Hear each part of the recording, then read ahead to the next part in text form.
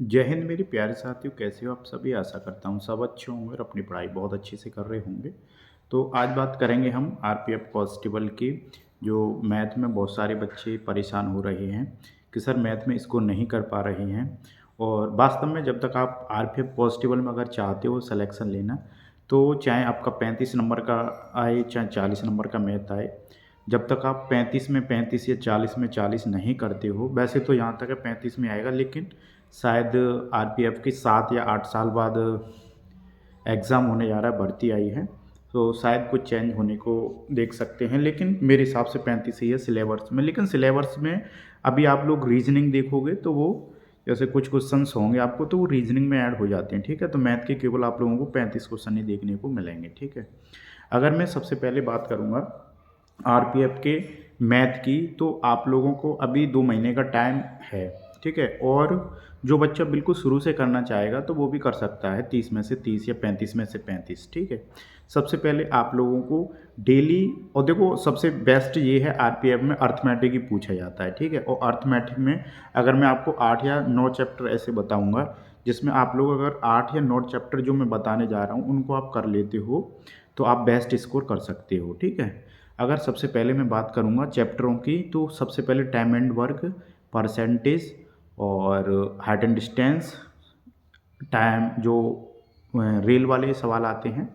और अगर मैं बात करूँ उसके बाद में प्रॉफिट एंड लॉस और ट्रेन स्पीड, और उसके बाद में अगर बात करेंगे डिस्काउंट, ये 7 चैप्टर मैंने बताए हैं आप लोगों को। अगर 7 चैप्टरों को आप कंटिन्यू करते हैं डेली, इनके 4-4 5-5 क्वेश्चंस आप लोग डेली लगाते हैं, ठीक है।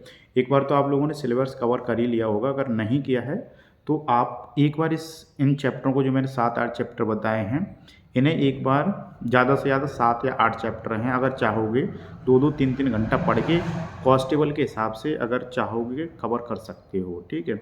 अगर 8 से 10 दिन में 7 चैप्टरों को आप कंप्लीट कर लेते हो, उसके बाद आपको डेली रिवीजन करना है। और रिवीजन करने का मैं आप लोगों को एक ही तरीका बताऊंगा, मिक्स क्वेश्चनों का आपको रिवीजन करना है। ये नहीं कि हम टाइम एंड वर्क है तो टाइम एंड वर्क ही कर रहे हैं।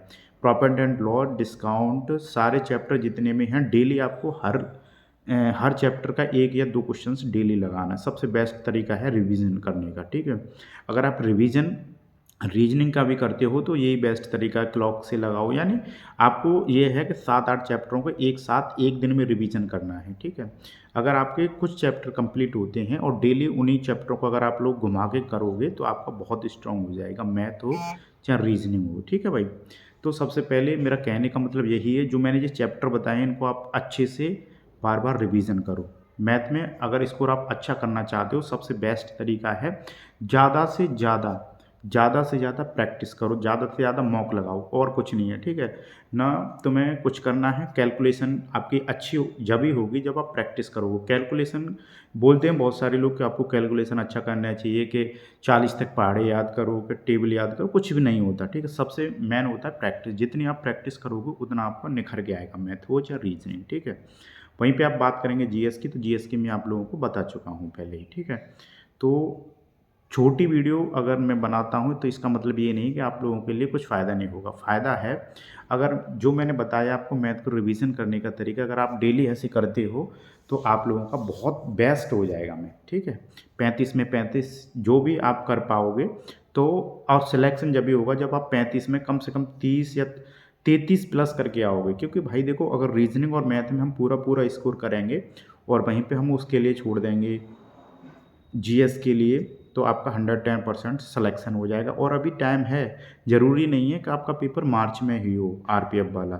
हो सकता है आपका पेपर अप्रैल में हो जाए, हो सकता है मई में हो जाए, क्योंकि अभी ये जो आपके एसएससी जीडी वाले फरवरी में स्टार्ट होने वाले हैं, मार्च में शायद कुछ और देखने को मिले, और यहाँ तक है फिर फेस्टिवल वगैरह भी हैं। तो इसीलिए मेरे हिसाब से मार्च में आपका 110% देखने को मिलेगा, और परेशान होने की ज़रूरत नहीं है, आपका सिलेक्शन ज़रूर होगा। अपना शर्त है कि आप ईमानदारी से तैयारी करो।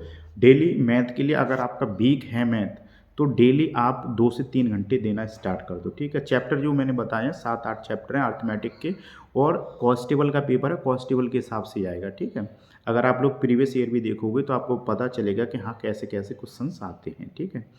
और कोई भी दिक्कत हो तो मुझे कमेंट करके आप लोग बता सकते हो, उस हिसाब से मैं डिटेल में भी वीडियो डाल दूँगा। ठीक है भाई, बाय, मिलते हैं अगली वीडियो में, तब तक के लिए जय हिंद, जय भारत।